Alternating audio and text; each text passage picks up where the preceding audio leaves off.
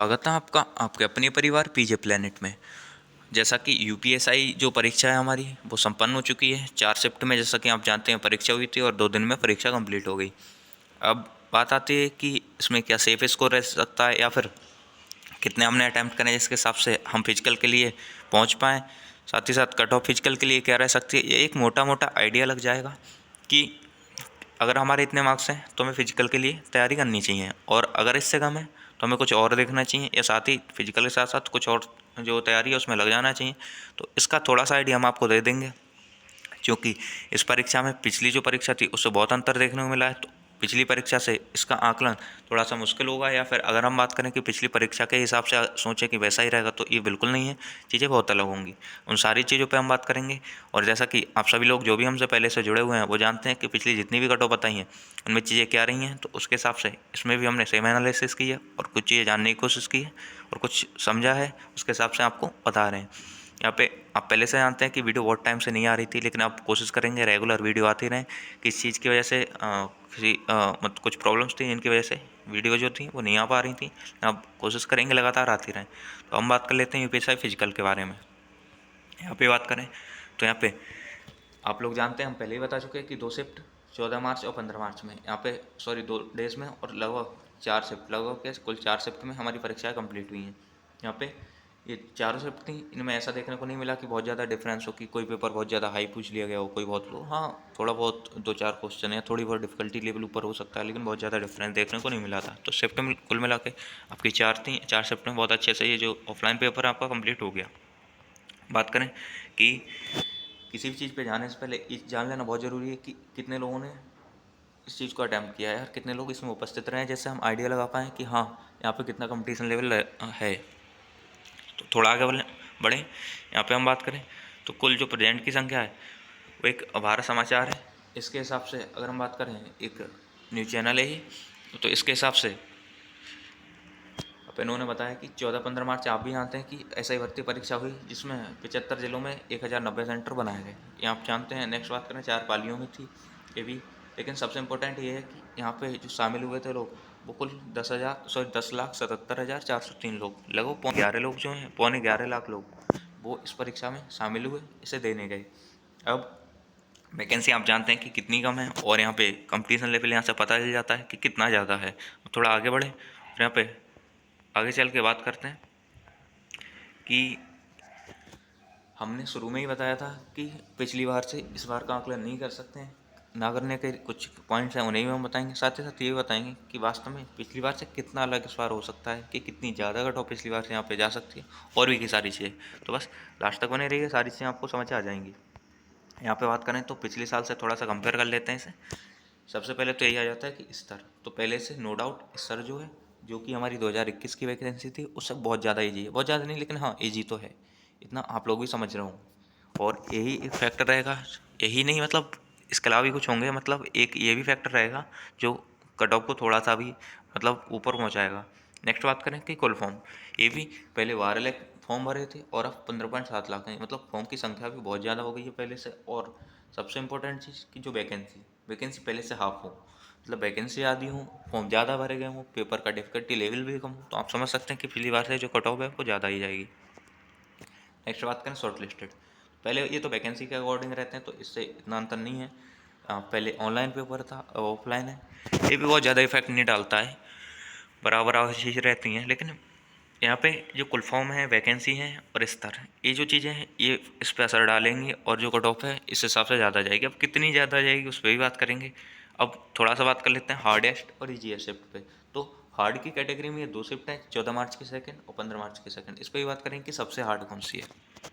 भाई बात करें सबसे ईजीएस्ट शिफ्ट, तो 14 मार्च की फर्स्ट शिफ्ट और 15 मार्च की फर्स्ट शिफ्ट, ये हमारी जो है वो ईजीएस्ट शिफ्ट की कैटेगरी में। अब अगर हम बात करें कि हार्डेस्ट मीन्स सबसे हार्ड, वो कौन सी शिफ्ट रह सकती है, तो वैसे तो इन जो चारों शिफ्ट हैं इनमें बहुत ज़्यादा मेजर माइनर डिफरेंस नहीं था, सारी ही जो थी वो सेम थी। लेकिन फिर भी एक दो शिफ्ट ऐसी थी जिनमें कुछ क्वेश्चन कैलकुलेटिव मैथ में पूछ लिए, या 2-4 क्वेश्चन जीएस में अच्छे पूछ लिए, तो उसके हिसाब से थोड़ा सा शिफ्ट को टफ या ईजी जो है वो आकलन किया गया है।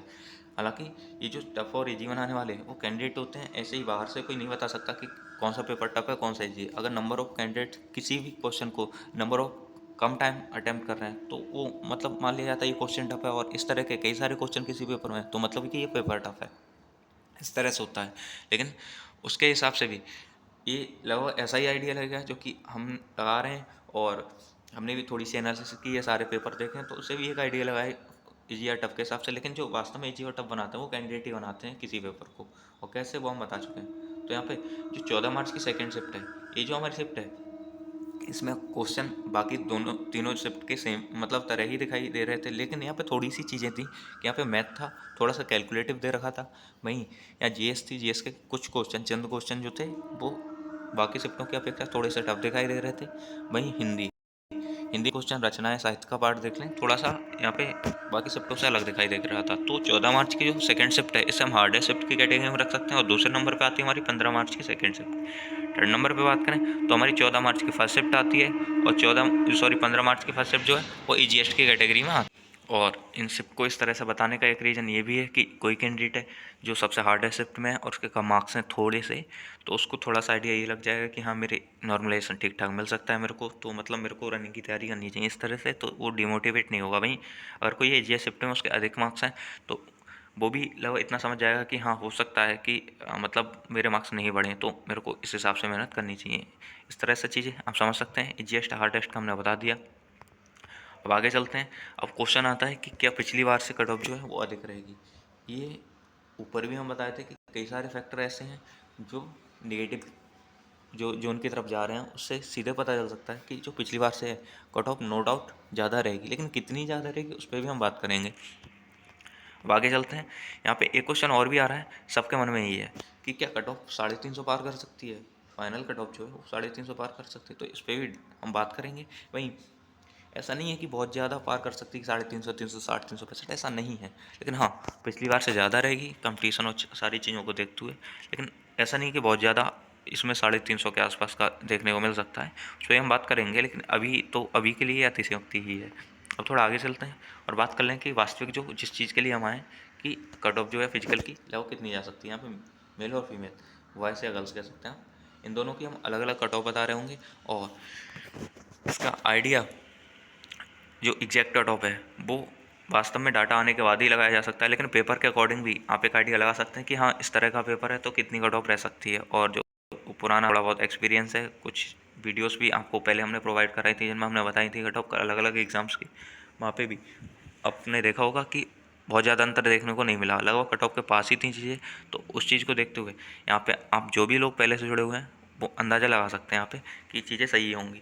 अब यहाँ पे हम बात कर लेते हैं कट ऑफ की। तो वॉइस की जो कट ऑफ है, वॉइस की अगर हम यूआर की कट ऑफ की बात कर लें, जो मेल की यूआर की कट ऑफ है वो लगभग 320 से 325 रह सकती है। अगर इस रीजन में कोई भी आ रहा है तो अपनी कट ऑफ मतलब नंबर देख के और अपनी रनिंग की जो है वो तैयारी रखें, फिजिकल की तैयारी रखें। हालांकि फिजिकल इतना टफ नहीं होता इसमें, लेकिन हाँ कोशिश तो करनी पड़ेगी। नेक्स्ट बात करते हैं ओबीसी, जो कि 315 से 320 के आसपास रह सकती है। वहीं ईडब्ल्यूएस 310 से 315 रह सकती है, और एससी 300 से 305 रह सकती है। एसटी की अगर हम बात करें तो आप 290 से 95 लगा सकते हैं, 290 प्लस लगा सकते हैं। इस तरह से जो मेल कैंडिडेट की कट ऑफ है वो ये हो सकती है। अब किसी भी कैंडिडेट के 2-4 नंबर ऊपर नीचे हैं तो अपनी तैयारी फिजिकल की रखिएगा, क्योंकि कोई भी इंसान 100% भविष्यवाणी नहीं कर सकता, लेकिन हाँ कुछ चीज़ों को फैक्ट्स को देखते हुए चीज़ें समझाई जा सकती हैं, बताई जा सकती हैं। लेकिन फिर भी 2-4 नंबर ऊपर नीचे वाले कैंडिडेट जो हैं वो भी अपनी फिजिकल की तैयारी रखिएगा।